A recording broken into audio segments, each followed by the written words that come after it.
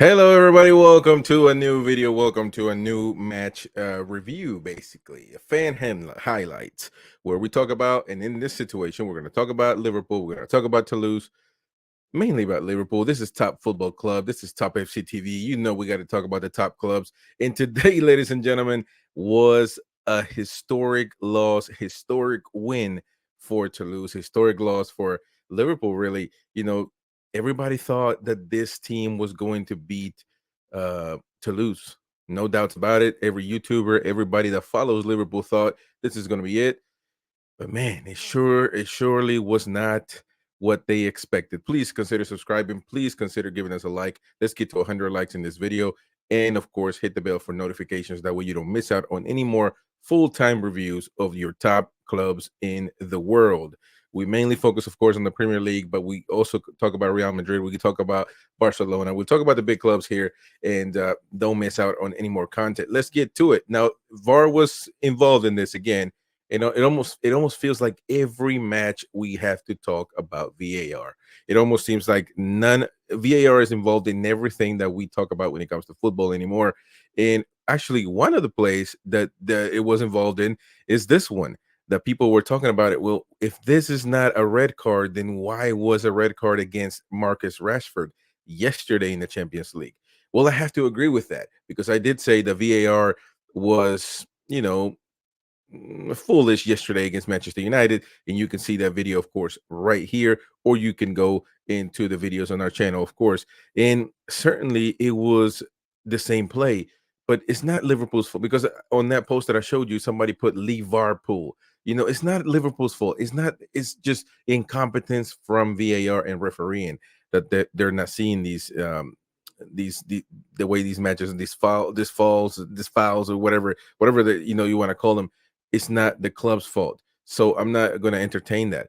Now, with that being said, if you talk about the match in particular, Liverpool this was just a tough match for the Reds. I mean, they just didn't perform well at all. And they're the first ones, I would assume, to explain that, to say that Klopp knows that he messed up on this one. He didn't have the guys ready. I don't know what it was. And even anybody else, if you look at the predictions, I would like to show you what the predictions were for this match, which, like right here, who will win on SofaScore? 74% of people out of 40,000 voted that Liverpool was going to beat Toulouse. Only 6,000, almost 7,000 voted that Toulouse was going to win this one.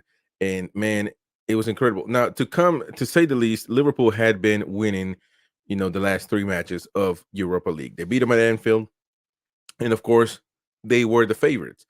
But at the end of the day, you can't just show up with the jersey with Liverpool's shirt and think you're going to win.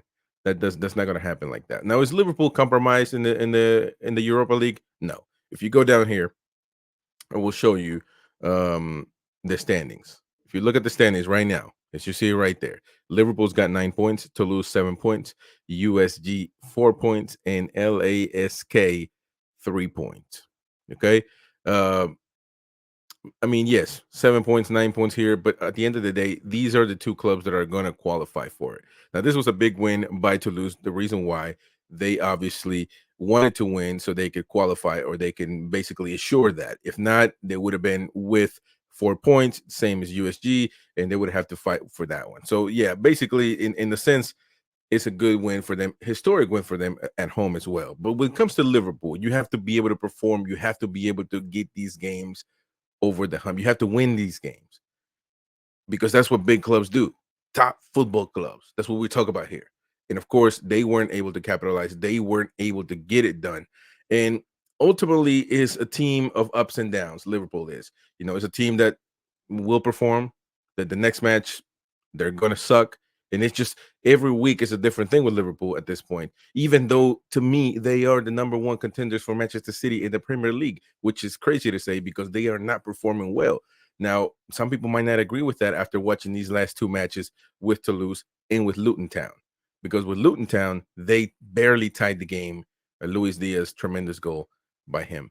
And by the way, shout out, they did release Luis Diaz's father, so he is released. He's home with his loved ones, and I hear that more than likely right now Luis Diaz is going to try to get his parents to the UK to kind of settle down. And but that is just comes from the rumor mill. Regardless, thankful that they were able to get him safe and sound. So shout out to that. He was able to play today, but it wasn't his greatest match today at all. Obviously, when you look at the lineup, this is more than likely Liverpool's best lineup, aside from, well, of course, the goalkeeper side. He's been playing the Europa League. He's been playing the cup, the domestic cup as well. So based on what club has been doing with his lineup, this makes sense right here. Now, one of the big names that was changed is Nunez. Gapco coming in. He is somebody, again. Nunez comes from a tough loss, and we had a video right here. You can watch that one of the review of Liverpool versus Luton Town. It was tough to watch. A lot of people tuned into it. A lot of people commented against me or in favor, because I said that Liverpool will not win a tournament with Nunez in the lineup. You know what I mean? It's a started striker, and now he put Cody Gakpo. Didn't perform as well. I mean, everybody out here has 6 points basically of score, of their performance today. Kwanzaa, okay, I think one of the players that you can, kind of think that they had a good game. McAllister as well. Now, if we talk about, because we got to talk about this one, I don't want the video to be too long, but this was okay. Endo was okay as well. So I mean, at the end of the day, even though that play that we saw earlier, but at the end of the day, something is missing for Liverpool. And if you want McAllister to create, to go forward, to to create for the strikers, then you need to have a number 6. I was on the show with on Mo's channel, Judge Mo and other guys, and Jacob, a Spurs fan, said that they need a 6, and I do agree with that. But I kind of put above that they needed a better striker, and of course they certainly do that. But I will agree that they still need a number 6. They need it badly, and then of course a striker. But yeah, that 6 they need to find that equilibrium in the middle, because they are not defending well. They are not alternating. A lot of times that DM falls between the two center defenders, and they form a line of 3. It becomes more solid. But at this point, with this match right here, just Endo wasn't able to do that. McAllister wasn't able to do that. But at the end of the day, every week is the same thing. So you're going to see a lot of inconsistencies from Liverpool. Let me know what you think in the comment section down below, and I will definitely reply to you on this match.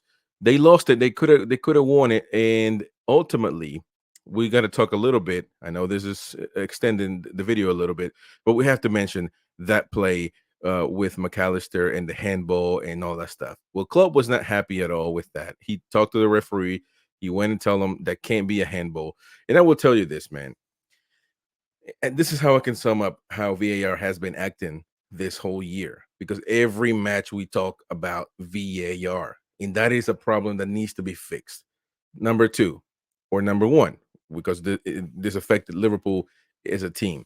When I see that play, and when I see plays like this, I feel like they got it right in a sense, but I still feel dirty. I feel like it's wrong to do that. And maybe I'm not accustomed to these calls per se, but it just doesn't feel right. And so it hits his stomach, and then it hits his arm, and the ball makes his arm go up, and all of a sudden, um, you know, it gets called for a handball. I just don't get it. I don't get it. I don't understand it. And therefore, I will say I don't agree with it. Again, I think that Liverpool was penalized today. I will go for that. It's the same as I said the Manchester United was penalized by VAR yesterday. And I know this is contrary to popular belief, because we're supposed to be saying if you're a Liverpool fan, if you're a United fan, you can't both be in accordance. But to me, man, it's just tough to watch what football is turning into. Let me know in the comment section what you think. Don't forget to subscribe, hit the bell for notifications. Here on Top FC, we bring you everything, all things football, especially match reviews, match previews, live watch-alongs, etc. We have our show Football Tonight on Mondays. We have our La Liga show on Mondays as well. We're going to switch it to Mondays in the mornings. But yeah, man, just tune in. Let me know what you think in the comment section down below. We'll see you in the next one.